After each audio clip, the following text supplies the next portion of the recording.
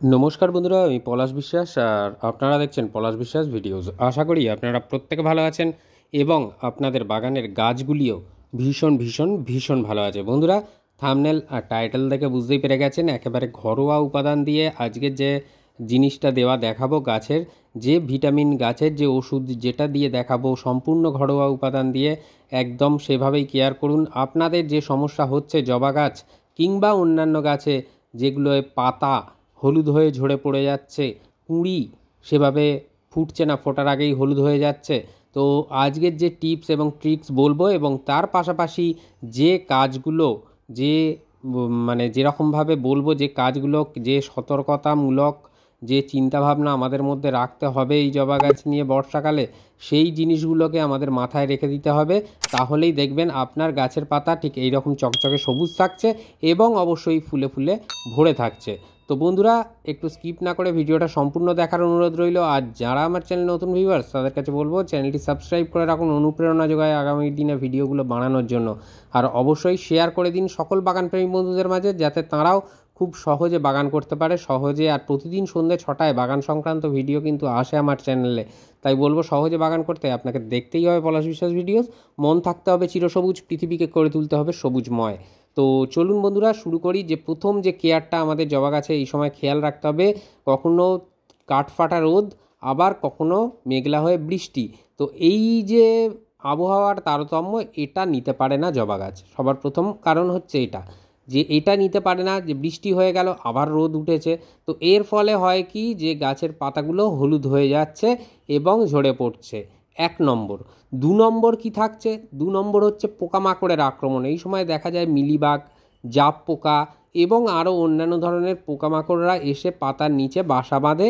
এবং এটা যেহেতু তাদের প্রজননের সময়, তারা এই সময় এটা করবেই, ডিম পাড়বে পাতার পিছনে। তো সেই পাতাগুলো, মানে সেই পোকাগুলো পরবর্তীকালে বড় হয়ে গিয়ে পাতার তলার রস, ছোট ছোট কুঁড়ির রস, কচি কচি পাতার ডগার, মানে কাণ্ডের যে ডগাগুলো বেরোয় সেগুলোর রস, এগুলো শোষণ করে খায়। তো এই রস শোষণকারী পোকামাকড় এরা কিন্তু নষ্ট করে দিচ্ছে আপনার সাজানো গোছানো বাগান। তো এইগুলোকে দমন করতে গেলে আমি প্রত্যেকটা ভিডিওতেই বলেছি, আশা করি যারা পুরো ভিডিও দেখেন তারা নিশ্চয়ই জানেন যে 10 দিনের ব্যবধানে কীটনাশক ব্যবহার করতে বলি। যে কোনো কীটনাশক একটা ব্যবহার করবেন, এটা ভীষণ প্রয়োজন বর্ষাকালে। অন্যান্য সময়ে তবু যখন পোকামাকড়ের আক্রমণ হওয়া শুরু হবে তখন করতে পারেন, কিন্তু আমি বলবো বর্ষাকালটায় অন্তত 10 দিনের ব্যবধানে আপনাকে কীটনাশকটা ব্যবহার করতে পারলে কোনো পোকামাকড় আপনার গাছে থাকবে না, বাসা বাঁধবে না। তাহলে দেখবেন পাতা হলুদ হওয়া, কুঁড়ি হলুদ হওয়া এইগুলো কমে যাচ্ছে বা হচ্ছেই না। তো 3 নম্বর যে কারণটা বলবো, টবের মাটি থেকে আগাছা দমন এবং টবের মিডিয়ার মধ্যে যাতে জল না জমে থাকে, এই কারণ, এই 4টে কারণ মানে মাথায় রাখতে হবে। তারপরে যদি তারপরেও হয় পাতা হলুদ, তারপরেও কুঁড়ি হলুদ হয়ে ঝরে পড়ে, তাহলে আজকের যে কেয়ারটা দেখাচ্ছি এই মতো কেয়ার করুন, আপনার গাছ একেবারে সুস্থ থাকবে, ভরে ভরে গাছ, ভরে ভরে ফুল আসবে, এটা বলে দিলাম। তো কী সেই কেয়ার, কী সেই ঘরোয়া উপাদানের দ্রবণ, তো চলুন দেখে নিই। প্রথমে 1 লিটার একটা কন্টেনারে মানে জল নিয়ে নেবেন। তো আমি যেরকম নিয়েছি 1 লিটার জল আমি নিয়েছি এখানে। তো 1 লিটারের দ্রবণ বানানো দেখাচ্ছি যাতে করে আপনাদের সুবিধা হয়। যে আপনারা যদি মানে 2 লিটার বানান বা 4 লিটার বানান, তাহলে হিসাবটা করে নিতে হবে সুবিধা।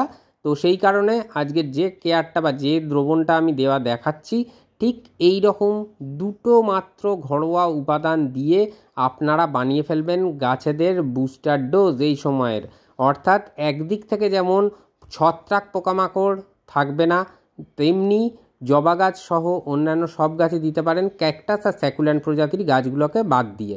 তো এটাই সেই জিনিস, যেটা হচ্ছে অ্যালিউম, মানে ফিটকিরি বা ফটকিরি, যেটা কিনা এই বর্ষাকালে বিশেষভাবে আপনাদের বাগান করতে, আমাদের বাগান করতে, ঘরোয়া জৈব পদ্ধতি মেনে বাগান করতে, যেটা কিনা ভীষণভাবে সাহায্য করে।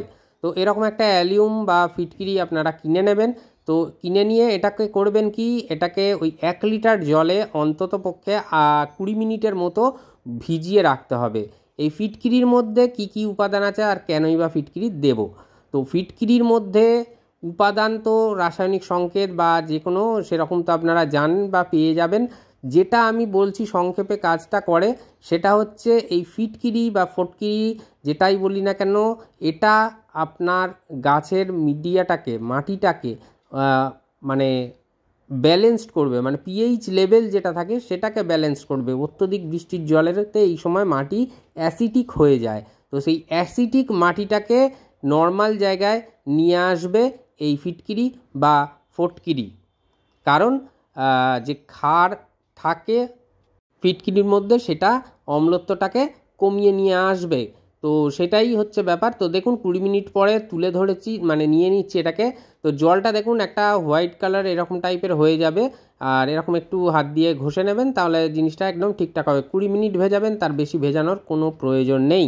তো এরপরে যে জিনিসটা করতে হবে, এর সাথে যেটা মেশাতে হবে সেটাও কিনা একদিক থেকে সেটাও মাটির পিএইচ লেভেলটাকে ব্যালেন্সড করবে, এবং অবশ্যই পিঁপড়ে, মানে শামুক, এই জাতীয় জিনিসগুলোকে গাছের মানে টবের মাটিতে দানা বাঁধতে দেবে না, বাসা বাঁধতে দেবে না। তো এই হচ্ছে চুন।